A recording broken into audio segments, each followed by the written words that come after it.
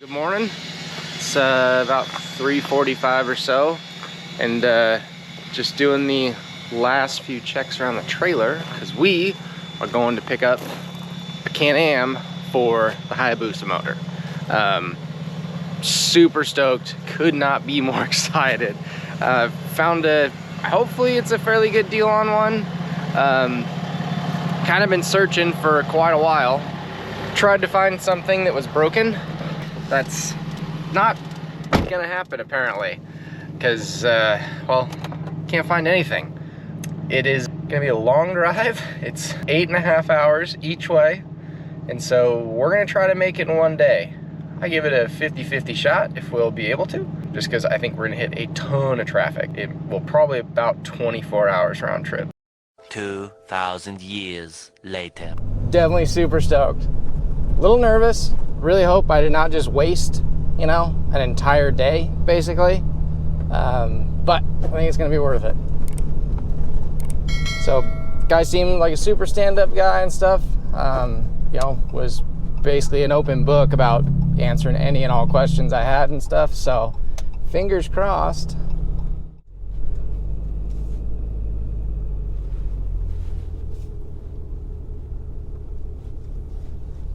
All right, well, here she is. So stoked. So, super nice guy, and she's very shiny, and it's gonna work well in the garage or in the shop, because ours has a damaged right side from flopping it, and this one has a damaged left side from flopping it. So it's, you know, it's kind of made to fit. And the other really cool thing is I brokered in the deal that he's gonna throw that bad girl in for free. No, not quite. You could hear him in the background. It was worth a shot. I did ask though. He was very polite in his hell no. But we at least get to go for a ride, which is just as cool. But otherwise, I have a feeling we're gonna take a detour on the way home. We go explore, and then after that, we're gonna figure out how we can make this thing almost as cool as the new Maverick R. Put some paddles on it, it'll sound good. All right, just leaving with our new toy / project. She's feel really good about it and stuff. Super good guy and everything. Feel like it was a reasonable deal for both of us and stuff. Yeah, I feel like it's a well taken care of machine, you know, because as a lot of you guys know, you find two different kinds of Can-Ams. One of them that have custom paint jobs and guys spent like $100 grand on it. It's like a show car. And then you find other ones that basically they owned it for like 30 minutes and they've rolled it 4 times, right? So it's like, I wanted something that was, you know, in between. I wanted something that was just, you know, really well cared for by the owner and stuff. And he clearly cares for all of his stuff, you know. So he wouldn't let me, you know, take the Maverick R, unfortunately, you know, but he did let me drive it. Oh my God. As far as desert racing goes, and as far as I'm concerned, Maverick R, legal cheating. Legal cheating. Yeah, that is the coolest thing I have driven in a hot minute. It sucks that I'm basically like 4 years behind schedule because of the whole shop incident and all that jazz. But that is basically what I was going for when I originally thought this swap up. I was just wanting something a little bit wider, and I wanted it to sound a lot better, in my opinion. You know, but that is basically what I was going for. So we're still gonna do it. It's gonna be awesome. And once we can find a Maverick R race car, we are so buying one of those things. All right, I got a lot of hours to go in the truck, but we're gonna try to make it home today. That way we have all day tomorrow to mess around and play with it and see what's what. As you can tell, it is dark again, and we finally made it back. I don't even know how many hours it's been. It's been a long day of driving. It was 8 hours each way, plus however long being there. That took like 9 to get home. It's traffic. Anyway, we made it. That's the important part. And even more important than that is we finally get to start on this project. So kind of threw this up here on YouTube just to see if anybody would like the whole concept, and clearly you guys all loved it. So we're gonna get after it, and should be a good time. So still not totally convinced how I'm gonna work out half the things that I need to work out, like, you know, like the whole belt drive chain drive? Do I do like a gearbox, like to, you know, get power from the Hayabusa engine to the X3 transmission? But, you know, it's all fun stuff that we're gonna figure out. So I'm gonna go turn in for the night because this guy is definitely tired, and tomorrow we're gonna let the fun begin. So looking forward to it. All right, feeling way better today. Now, super excited to get this thing out of here, go through everything. First step is gonna be see what we can sell off, try to recoup some money. And after that, we're gonna start pulling an engine. It's kind of funny the difference in, so these are 31s, ours are 32s. And it's kind of funny the difference, like the halo straps on these are almost too big. But those wheels and tires are gonna go up for sale, and the ones that are in the back of the truck are gonna go up for sale also. So should, and then we're gonna throw a set of our 32s on here. All right. Also can't believe this does not have the little door handles. That's all right. It's an easy thing to install.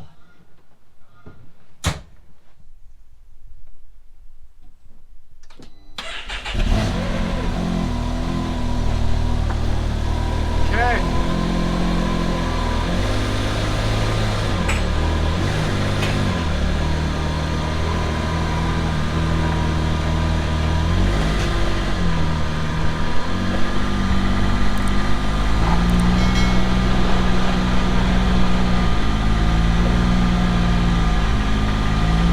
She finally made it home.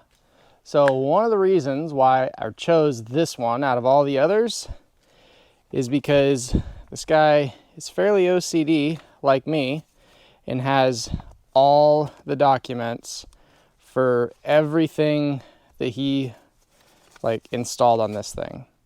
Like he's got everything. Everything that has ever been done to this thing, he has all the paperwork for. Now, I know to a lot of people that doesn't really matter, but to me, it's very important because it shows the guy cared about it a lot. Like this was his, you know, basically like this was his baby, you know what I mean? Like, and whenever we have stuff like that, we always kind of go above and beyond. We treat it a little bit differently, right? With a little bit more care and stuff like that. So that is one reason why I chose this machine as opposed to some of the others I looked at. So paid a little bit extra for it, you know, but because it has all the documentation and everything else, it's worth it. So like the front firewall areas look super perfect. I crawled around underneath it and everything, couldn't find any chassis cracks. Does not have a shock tower brace on it and stuff, and it also does not have a front end gusset kit on it, but shock tower is not cracking at all. Gusset kit, right, doesn't matter because there's no cracking down here, there's no cracking underneath. You know, all the main places, right, where an X3 usually gets cracks, like these upper shock mounts, they're not cracking at all, which means, again, he really cared about it. And I also love the fact that, well, he also flopped it on its side. And that means, you know, the Honey Badger and this guy, they match, right? They complete each other. Now we have a complete set, right? We got a damaged left side, we got a damaged right side. But that also means we got a good right side and a good left side. So we got a full complete unit here.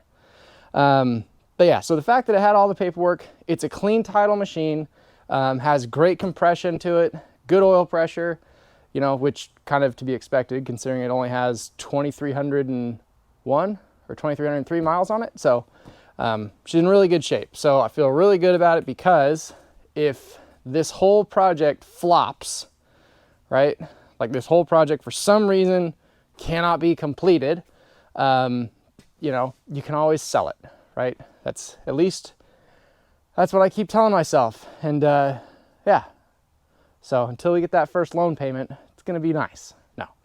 But yeah, so that said, if you guys are not subscribed, definitely hit that subscribe button, ring the bell, because this is gonna be pretty entertaining, that's for sure. So I think the first thing we're gonna try with this, I think we're gonna try to do like a cogged blower belt and a couple like blower pulleys. So just cause those blower belts will hold like 800, 900 horsepower. So like some of the carbon, really nice carbon poly chain belts will. So I think I'm gonna try that. Don't know if it'll work because, you know, like when you're going through whoops, right?